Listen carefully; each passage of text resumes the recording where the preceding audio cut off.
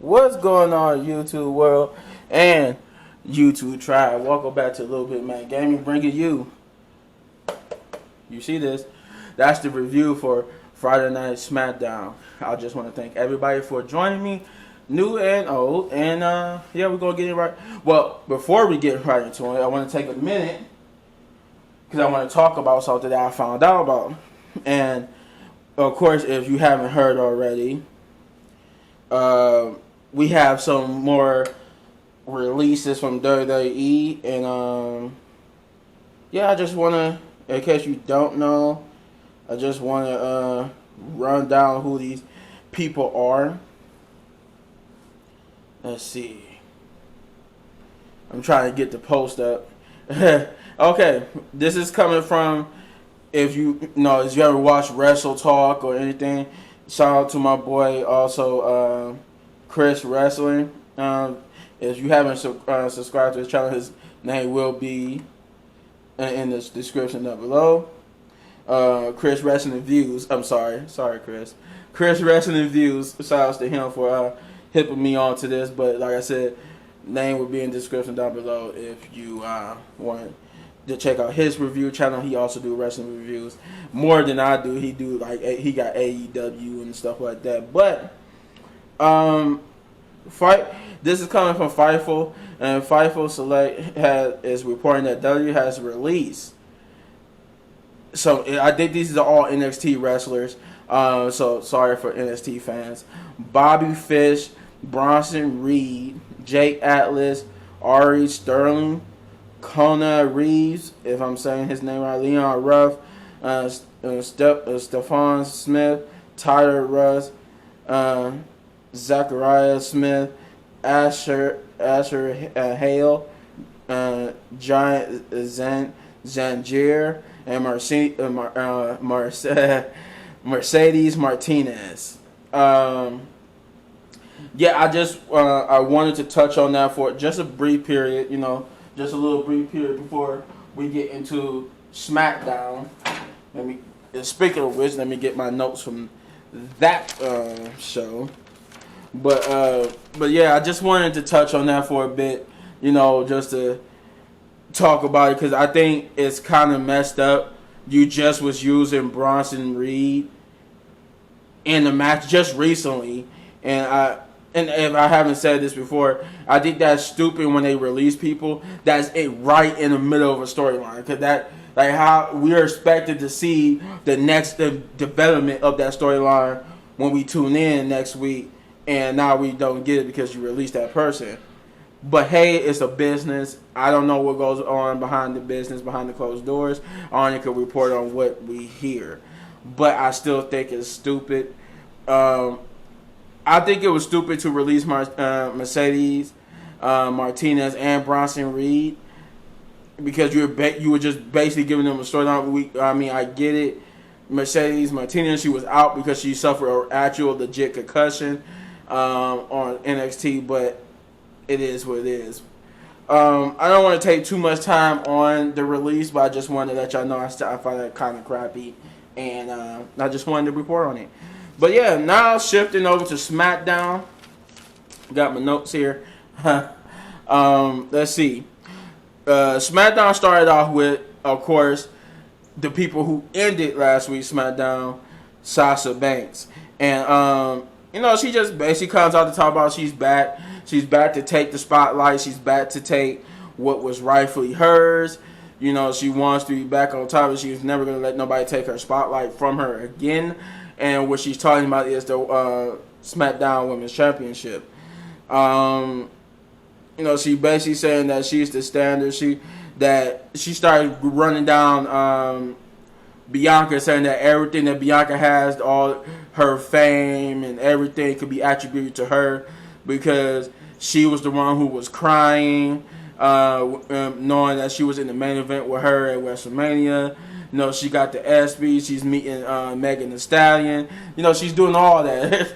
They said, and Sasha saying that's all because of me.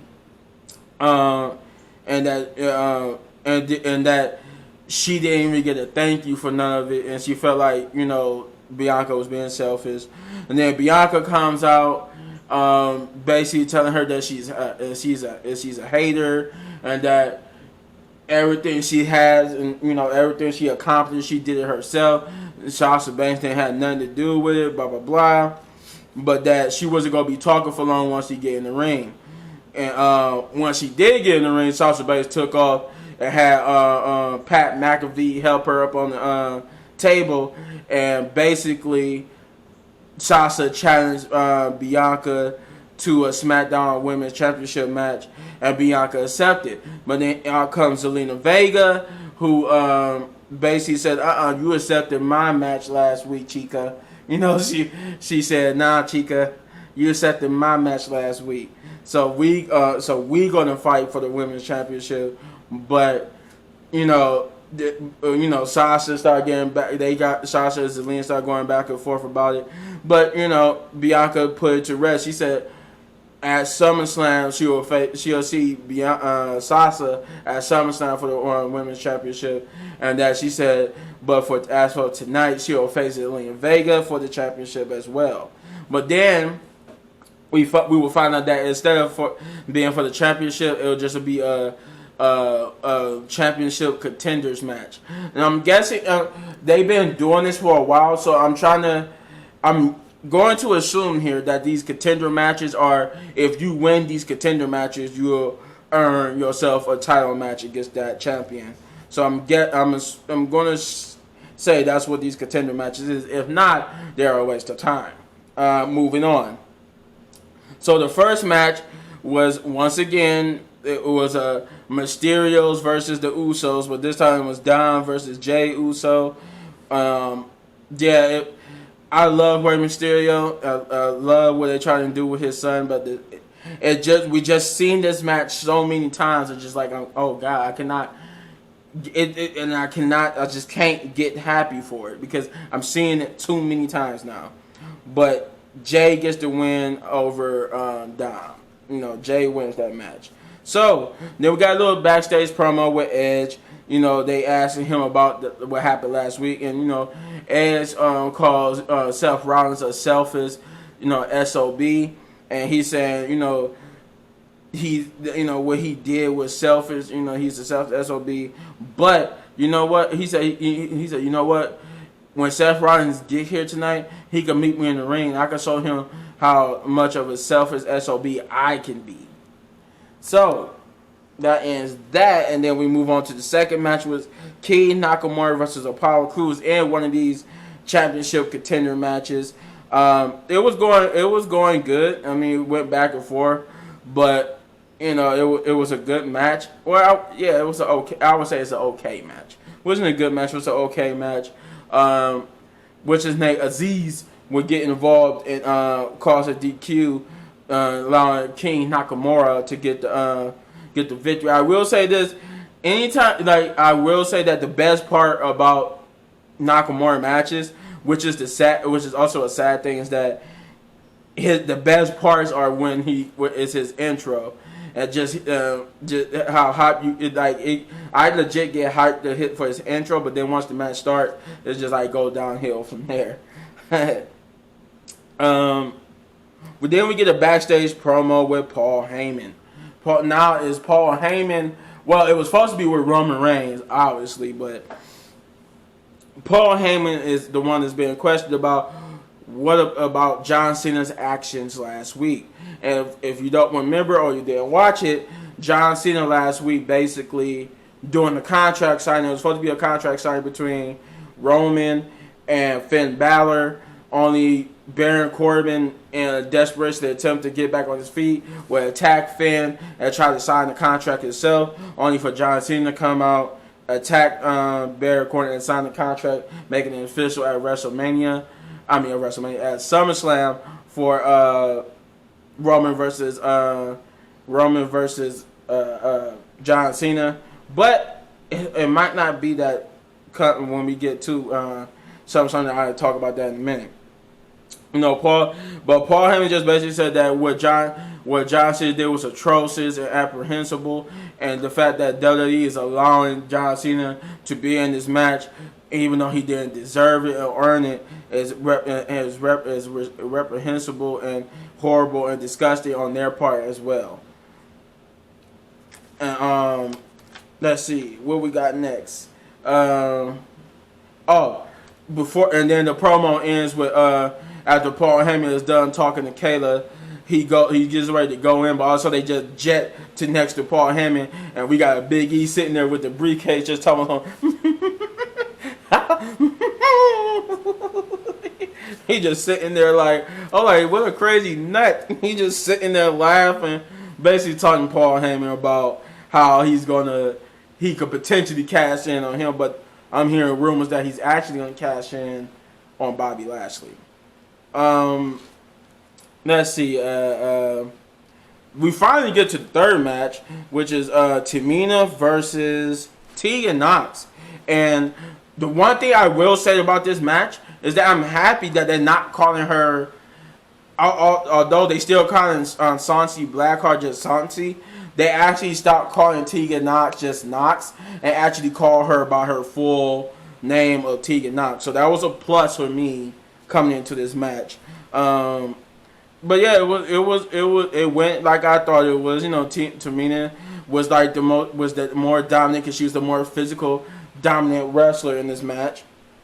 Man, you might hear the rain and my mic might pick up the rain. It's raining. It's hot in the house, so I just got the patio door open, so excuse the rain. But yeah, Tegan Nox basically, you know, she was like the smaller competitor versus Tamina. You know, Tamina powerhouse trying to dominate the majority of the match. But you know, Tegan would have her little, you know, spurts of offense.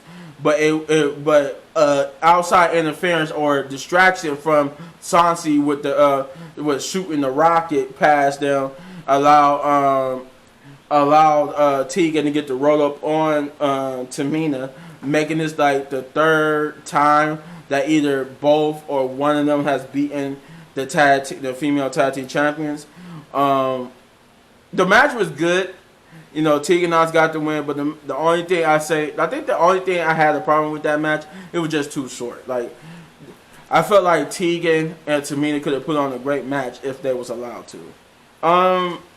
We would get the Edge promo, and Edge basically comes out this time without being beaten up. Thank you, Jesus, that he didn't get beat up this time.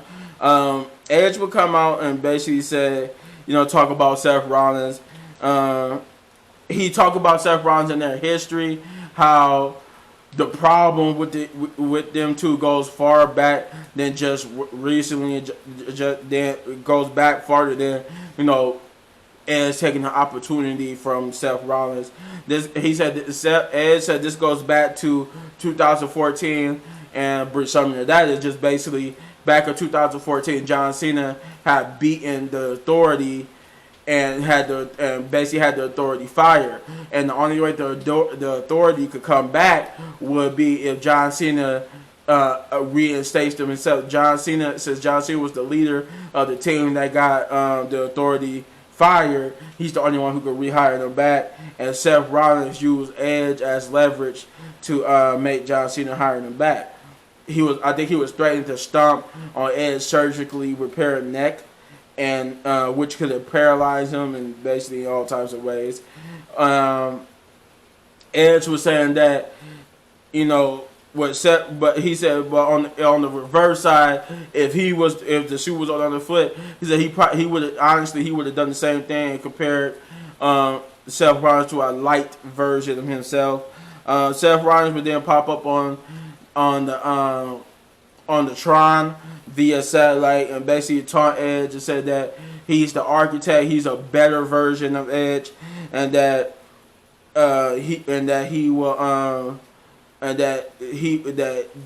things would get worse for him. Edge challenged Seth Rollins to a match at SummerSlam, but Seth would say, you know, think about it, Edge. You know, I'm gonna take the time to think about it. I want you to think about it, because if I do accept this match, what type of life you gonna have when I stump on your neck that's been not one, not two, but 3 times surgically infused to repair to get it back to where you could somewhat wrestle again.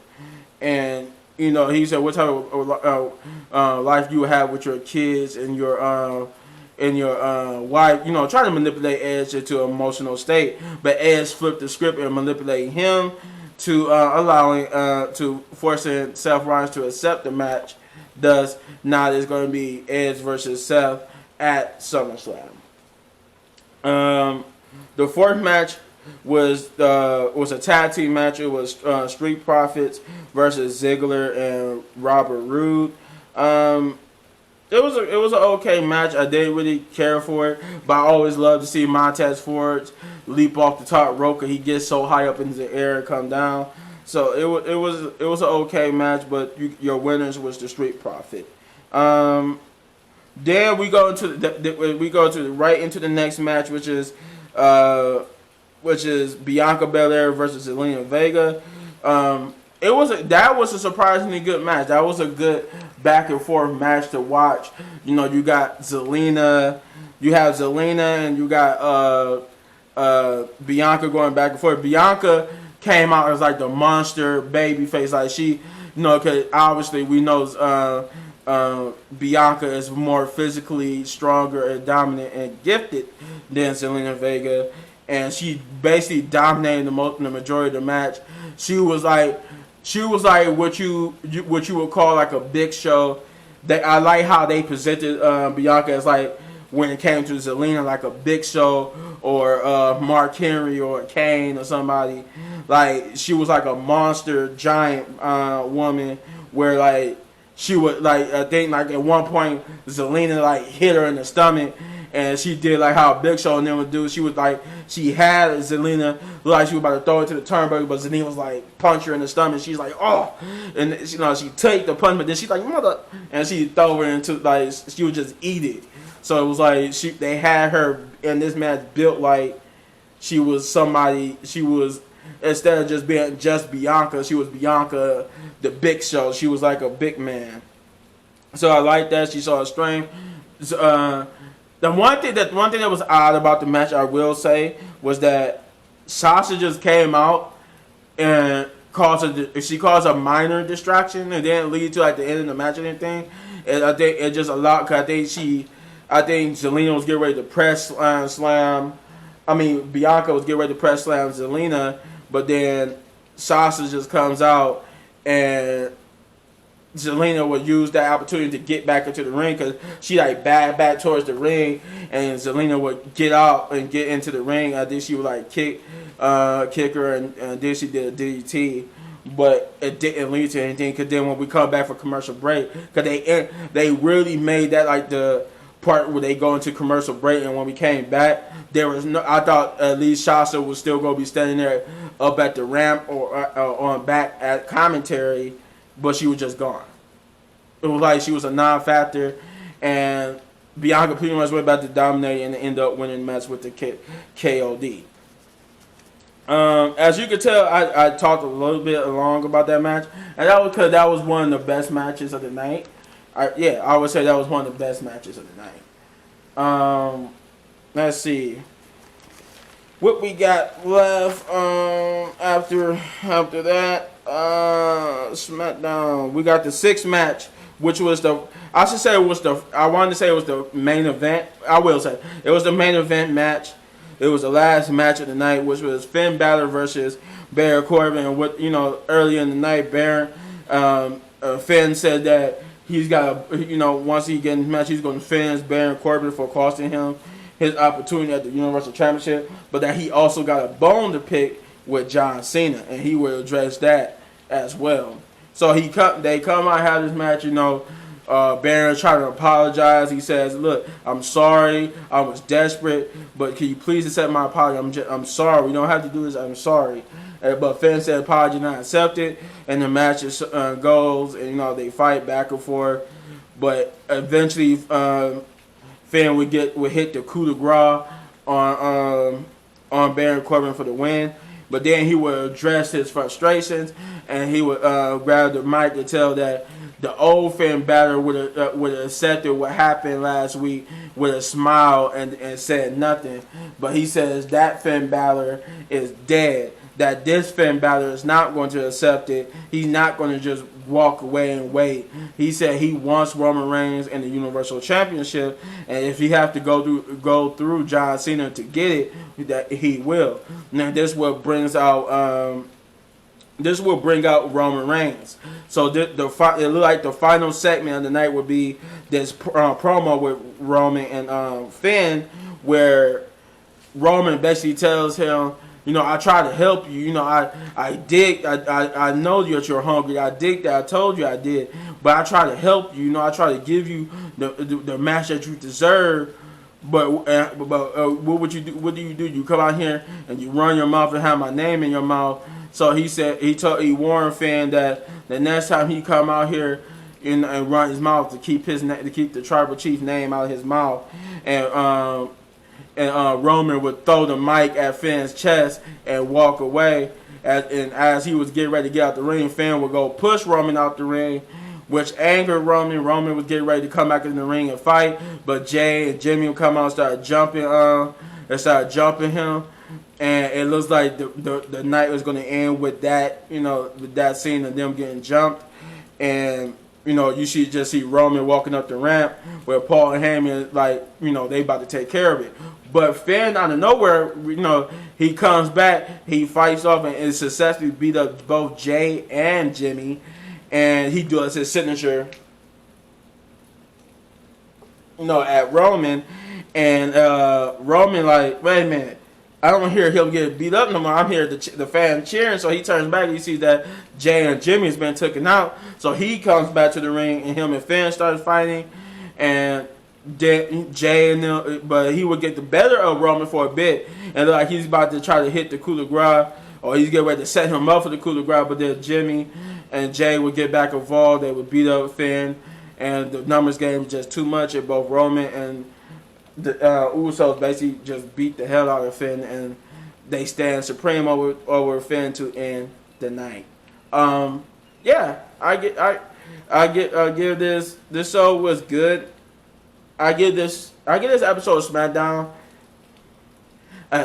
8 big ups just because it was a decent good episode, you know. Albeit, you know, it would be followed by releases, but it was a decent episode. There's only a couple of things I didn't like. I didn't really care for the first match with Ray, with Dominic Mysterio versus Jey Uso. I didn't care for the King Nakamura match other than his intro, but I think everything else I was cool with. Yeah, I liked the Tegan Nox match. I was okay with the Street Profits match and the Bianca Belair match. I think that was the best match. The best match of the night was Bianca Belair's. I didn't really care for the Finn Balor match, but it was okay. It served its purpose. But other than that, everything else was cool. And yeah, that's it. But let me know what you thought of SmackDown in the comments down below. Did you like it? Did you like everything? Or did you hate everything? Let me know in the comments down below. And if you enjoyed this video, then hit this button right there in the upper right corner for all of my WWE wrestling reviews. You can check them out from beginning to now. And if you enjoyed the video so much that you want to support the channel, then hit that subscribe button, hit that like button, and turn on the notification button so you get notified when I drop a new video. Like when this video is over with, the Suicide Squad review is coming up. And as always, hit any one of these videos for more of my amazing content. But don't go nowhere. Like I said, I got the Suicide Squad review coming up next.